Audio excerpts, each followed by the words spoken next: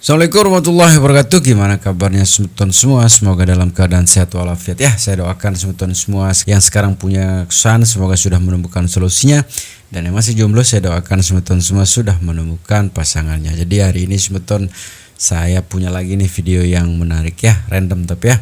Ini video tentang pernyataan salah satu netizen ya, yang menyatakan bahwa disuruh untuk memilih salah satu paslon dari salah satu partai, tapi untuk pemilihan presidennya lain. Dan ini juga laporan-laporan netizen tentang kemenangan dari Prabowo. Random ya.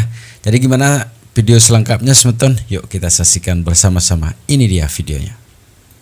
Pak Prabowo, sebagai anak Indonesia, tugas kami mendukungmu telah selesai Pak Prabowo. Tapi ingat, ini awal perjuanganmu jadi presiden, Pak Prabowo.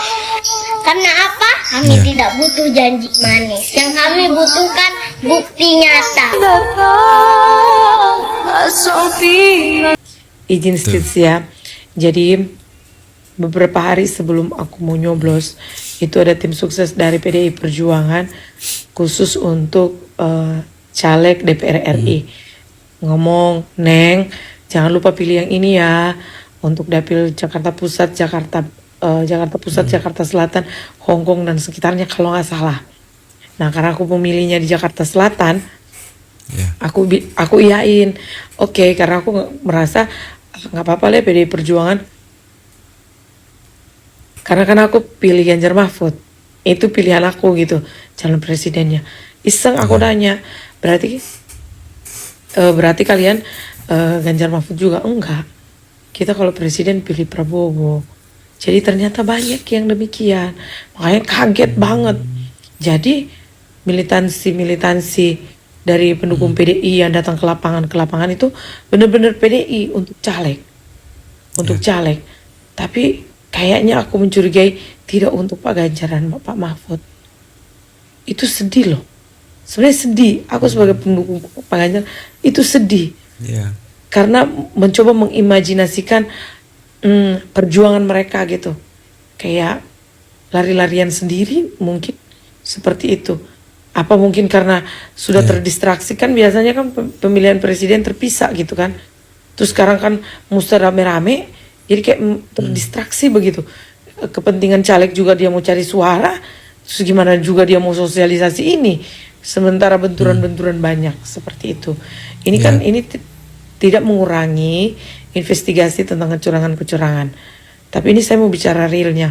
Makanya Bali, makanya Jawa Tengah, kemudian tempat-tempat yang istilahnya itu kandang banteng, tetap menang partainya. Tapi untuk Pak Ganjar Mahfud sangat-sangat memprihatinkan gitu, seperti itu. Dan saya berharap sih ini pelajaran berharga ya. Pelajaran yang sangat berharga gitu. Saya juga tidak bisa menuduh siapa, tapi memang sebagai masyarakat itulah yang kami nilai gitu. Seperti itu. Nggak tahu ya apa itu sekjennya Ibu Mega atau dan lainnya. Tahu nggak itu seperti itu yang terjadi di lapangan. Jadi kayak menurut aku, kayak misalnya Mbak Puan dia kerja cari masaknya di mana-mana gitu. Ini coblos Puan. Mungkin ya dia omongin Puan. Dia lupa mensosialisasi Pak Ganjar. Sementara ke Pak Ganjar kan dia sosialisasi ke seluruhnya, itu bukan dia sebagai caleg, tapi dia sebagai presiden. Jadi kayak pemilu kali ini sebenarnya karena dia satu itu kayak semacam terdistraksi gitu. Itulah yang menyebabkan akhirnya hasilnya sedemikian itu. Nah kalau dari pengamatan saya sih itu sih. Nah ada alasan-alasan sih kenapa orang pilih Prabowo tapi itu di VT sebelumnya. Thank you. Lapor Jenderal, tugas saya sebagai rakyat sudah selesai. Suara saya satu keluarga hanya untuk Bapak Prabowo Subianto. Semoga Bapak terpilih menjadi presiden 2024. Saya hanya rakyat kecil, Pak. Saya titipkan negeri ini, bangsa ini, negara ini kepada Bapak.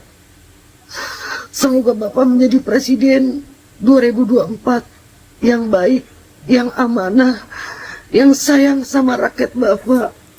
Ya ampun, ternyata kita semua kena tipu nih. Aduh, di prank deh kita. Ternyata makan siang gratis baru terrealisasi di 2029. Itu kan yang lo mau ngelihat reaksi gue kayak gitu.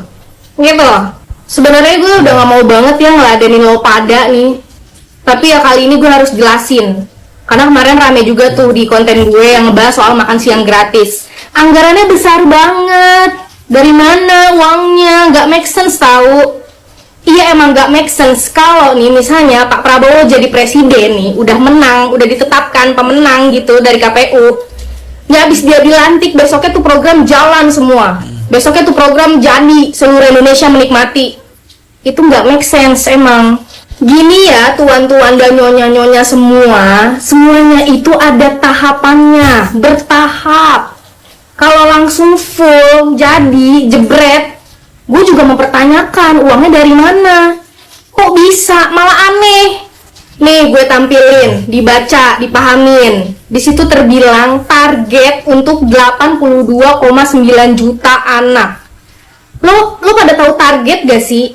Di garis bawah itu target.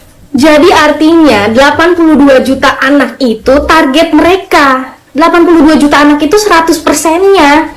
Ya untuk mencapai 100%-nya itu bertahap. Sekarang gue tanya deh sama kalian, program pemerintah mana yang sekarang rencana ini besok udah berjalan langsung tuh? Program pemerintah mana? Nggak ada tuan-tuan, nyonya-nyonya. Jadi di tahap awal itu hanya beberapa persen yang tercapai. Nah puncaknya di 100% yaitu di 2029. Dan kalian juga harus mengerti apa yang dimaksud skala prioritas dan prioritas. Itu beda ya. Dan mereka di situ menyebutkan skala prioritas mereka itu adalah kasih makan siang gratis ke anak-anak yang berada di daerah pelosok yang sangat-sangat membutuhkan program itu. Dan gue juga berharap dikasihnya orang-orang yang paling butuh di antara yang lain. Makanya kalian tuh jangan terpaku sama satu prokernya Pak Prabowo doang. Banyak program unggulan lainnya. Kan satu-satu diwujudin. Semuanya akan berjalan, cuman bertahap. Makanya kalau baca artikel, baca berita nih, jangan cuman judulnya doang.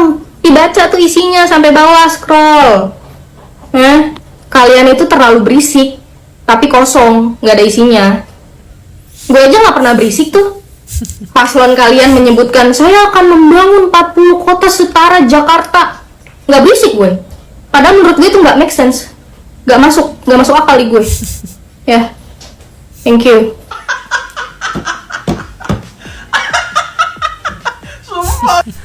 Saya pikir setelah pemilu selesai, saya nggak mesti harus ngejelasin orang-orang yang macam begini lagi.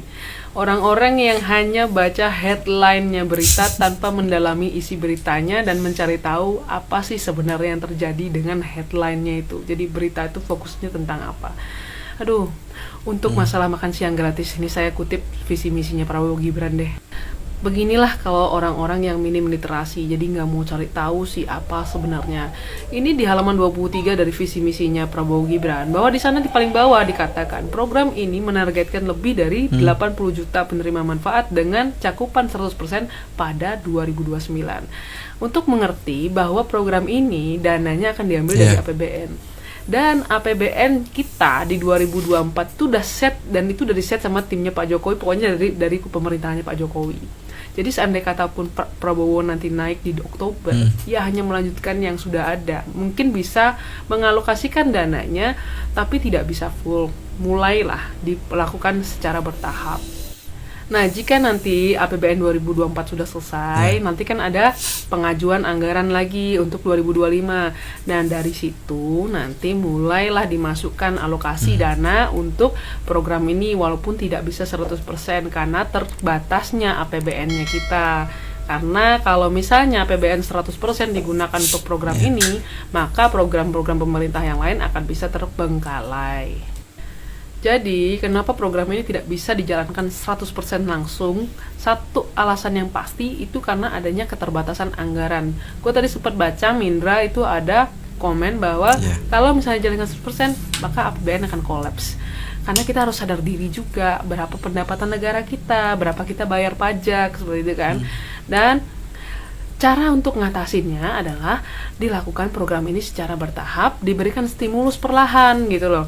Ketika nih, anggap saya kasih contoh, ada orang yang baru memulai usaha, modalnya kan kecil. Nah, ketika dia mulai menjalankan usahanya, perlahan usaha itu berkembang, lama-lama modal itu diputar, dan makin lama usahanya makin besar. Begitu juga dengan program ini. Stimulus yang diberikan perlahan, dan lama-lama dari stimulus itu UMKM mulai bergerak, mulai ada penghasilan, dan itu akan return ke pajak, dan daripada pendapatan pajak yang bertambah, jadi dana ini akan dialokasikan lagi kepada program ini. Jadi akan terus berputar, semakin lama semakin besar, dan itu diekspektasi di 2029 gitu. Jadi semoga sampai sini paham ya. Dan please nggak usah underestimate program dan segala macam. Sekarang kita saatnya ngerjain ini bareng-bareng supaya Indonesia bisa makin maju. Kalian tahu nggak kenapa Pak Prabowo menang jadi presiden? Menang pilpres. Ingat, itu karena doa yang mustajabah dari pendukung-pendukung 01. Lah, kok gitu? Bisanya? Lah, ya iyalah. Coba lihat, setiap pendukung 02 mengupload tentang Pak Prabowo. Semoga Pak Prabowo menjadi presiden. Prabowo presiden 2024. Buktinya pendukung 01 selalu komen, amin, amin, amin. Amin. Dan itu ribuan yang komen. Dan alhamdulillah diijabah oleh Allah. Jadi yang jadi presiden Pak Prabowo. Jadi udah, intinya kalian gak usah ribut, gak usah bertengkar. Kita ini Indonesia. 01, 02 damai. 02 menang berkat doanya 01. Setuju gak? Amin ya Allah. Gimana? Ngaruh? Ngaruh nggak film-film kita itu?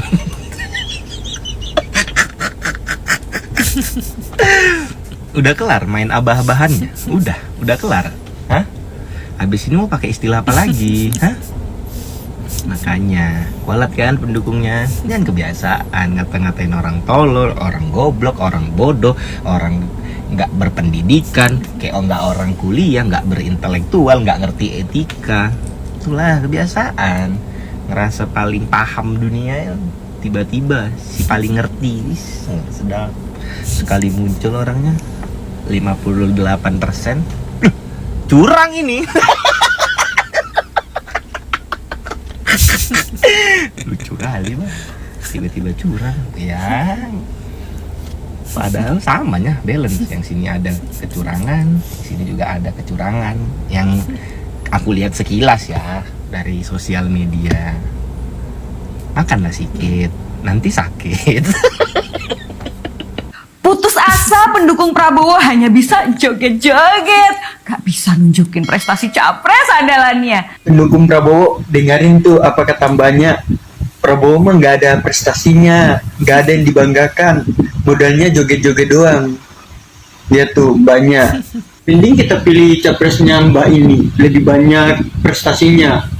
Salah satunya apa? Menjadi seorang prajurit terbaik, menjadi seorang jenderal Kopassus, bahkan menjadi seorang menteri terbaik Indonesia dan gak pernah dipecat. Betul kan mbak? Iya. Daripada Prabowo gak ada prestasinya. Prestasinya apa? Paling membangun tugu bambu yang cuma sebentar doang. Terus apalagi membuat gorong-gorong atau yang dikatakan parkir air. Bagus kan prestasi, yang jelek kan prestasi Prabowo. Terus apalagi merubah rumah sakit menjadi rumah sehat. Prestasi apaan tuh? Prabowo nggak ada apa-apanya. Mendingan itu prestasi capres mbaknya ini. Padahal Anies unggul di semua TPS. Nggak sekalian aja lu seluruh dunia, di seluruh alam gaib, di seluruh planet Pluto. Anak-anak abah, udah yuk, capek, ikhlas menerima kekalahan. Ini gue voting ya, coba lihat postingan gue sebelumnya. Kalian bisa lihat nilai sendiri deh, yang milih 01 sama 03. Itu banyak apa enggak? Kalian juga harus tahu ya, silent majority itu bener-bener ada. Orang-orang nggak berkoar-koar, tiba-tiba boom. Itu udah gue bilang. Tapi emang bener sih, orang kalah itu pasti ada aja nyari alasan guys. Udah yuk hargainya orang-orang KPPS yang sampai begadang, yang udah menjalankan tugasnya dengan baik. Karena di setiap TPS tuh pasti ada saksinya guys. Jangan ngelihat kecurangan dari 02 aja. 01 tuh yang gue lihat juga ada kecurangan yang ditusuk-tusuk pakai dia ngomong bismillah, bismillah sampai nusuk-nusuk 01. Dan 03 juga ada kecurangan di luar negeri, di Taiwan. Tapi kalau Allah udah berkehendak lain, iya dong, jengkel dong. Orang udah tahu itu tempatnya banteng loh. Terus apa? Jadi saya bilang gini aja, Pak Jokowi juga udah begini. Pap. Kayaknya ke Jawa Tengah gimana Bu? Kalem. Saya bilang, Pak, kalau dia nggak ada musuh, namanya juga banteng Pak. Dia ngerumput Pak. Dia cari, dia makan. Nanti Pak, ketum turun ke Jawa Tengah. Saya cuman perintahnya gini, hei, kalianku banteng apa udu? Gitu kan. Iya, langsung banteng Bu, gitu. Kalau ngono, berhenti merumput. Gosok tanduk kamu. Ya. Iya dah. Langsung pak. Ya. Jadi segitu saja sebenarnya, semoga bisa menghibur. Assalamualaikum warahmatullahi wabarakatuh.